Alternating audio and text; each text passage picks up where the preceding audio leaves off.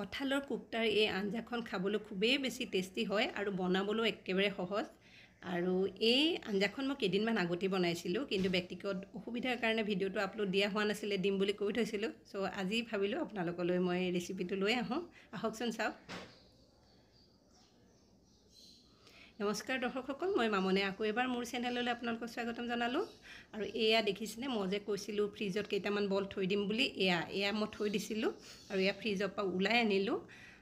যিসকলে এই বলখিনি বনোৱাৰ ভিডিঅ'টো চাইছে তেওঁলোকেতো গম পাইছে কঁঠালৰ পৰা মই এই বলখিনি কেনেকৈ বনাইছিলোঁ।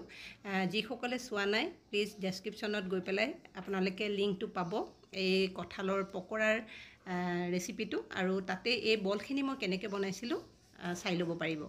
আৰু এতিয়া মই ইয়াক কেৰাহীত তেল গৰম কৰিছোঁ আৰু তাতে বলকেইটা ভাজিম। আপোনালোকে এই বৰৰ যিটো ৰেচিপি দিছিলোঁ বা পকৰাৰ ৰেচিপিটো চাই কেনেকুৱা পাইছিলে বাৰু, ভাল পাইছিলেনে কমেণ্ট কৰি জনাবচোন। আৰু এতিয়া এইখিনি এনেকৈ সেই আগৰ দৰেই মই অলপ ব্ৰাউন কালাৰ হোৱালৈকে ভাজি ল'ম।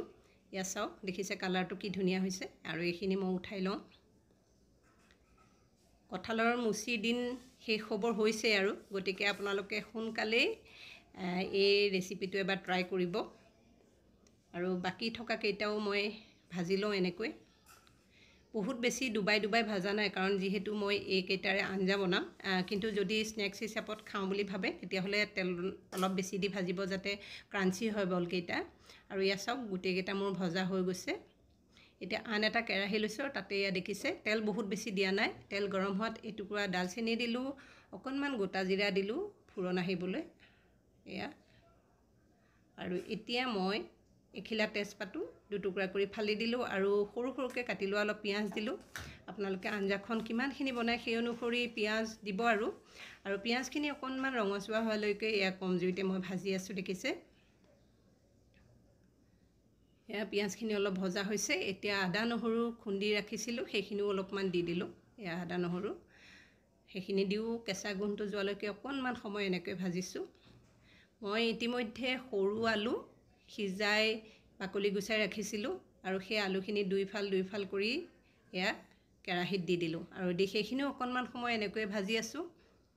এয়া চাওক, বলকেইটাৰ লগত এনেকুৱা সৰু আলুকেইটা দিলে মানে দেখিবলৈ ভাল হ'ব, সেইকাৰণে সৰু আলু দিছোঁ মই। আপোনালোকে ডাঙৰ আলুও ব্যৱহাৰ কৰিব পাৰে। জোখ অনুসৰি হালধি পাউডাৰ দিলোঁ, জিৰা পাউডাৰ অলপ দিলোঁ আৰু অলপমান ধনিয়া পাউডাৰ দিলোঁ। এইখিনি আপোনালোকে নিজৰ জোখ অনুসৰি দিব, কিমান স্পাইচি খায় সেই অনুসৰি দিব। আৰু ৰেড চিলি পাউডাৰ বা আন মছলাও দিব পাৰে, মই নিদিওঁ এইখিনি। একেবাৰে চিম্পলকৈ যিহেতু মই বনাওঁ, আপোনালোকে জানে। আৰু এয়া দেখিছে, এইখিনি ভাজোঁতে তেল নোহোৱাই হ'ল, দেখিছে। তেলো মই যিমান পাৰি কম ব্যৱহাৰ কৰিয়ে বনাওঁ। আৰু এইখিনি অলপ সময় ভাজা হৈ গ'ল।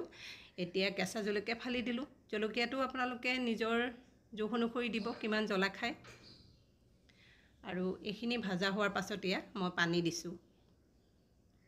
পানীৰ পৰিমাণটো আপোনালোকে নিজৰ মতে দিব। যদি অলপ গ্ৰেভি কৰি ৰাখোঁ বুলি ভাবে তেতিয়াহ'লে অলপ পানীৰ পৰিমাণটো বঢ়াই দিব। আৰু এইখিনি পানী দি পিছত উতল আহোঁতে এয়া মই নিমখ দিলোঁ। নিমখটো মই আগতে দিয়া নাছিলোঁ, এতিয়াহে দিছোঁ। আৰু নিমখটো দি অকণ হেতাৰে লৰাই দিলোঁ আৰু এইখিনি অকণমান উতল আহিবলৈ দিছোঁ।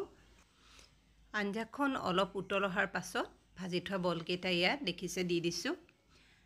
এতিয়া আৰু বেছি সময় নালাগে, কাৰণ আলু ইতিমধ্যে সিজোৱা আলু, আৰু বলকেইটাত যিহেতু ভাজি থৈ আছে, গতিকে আঞ্জাত অলপমান এই বলকেইটা সিজি গ'লেই হৈ যাব।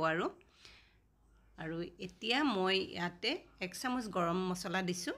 আৰু গৰম মছলা চামুচ দিও এনেকৈ অকণমান লৰাই দিছোঁ। আৰু আগতে কৈছোঁ, আপোনালোকে যদি অলপ জোল কৰি খাওঁ বুলি ভাবে তেতিয়াহ'লে পানীটো বঢ়াই দিব আৰু জোল কৰি ৰাখিব।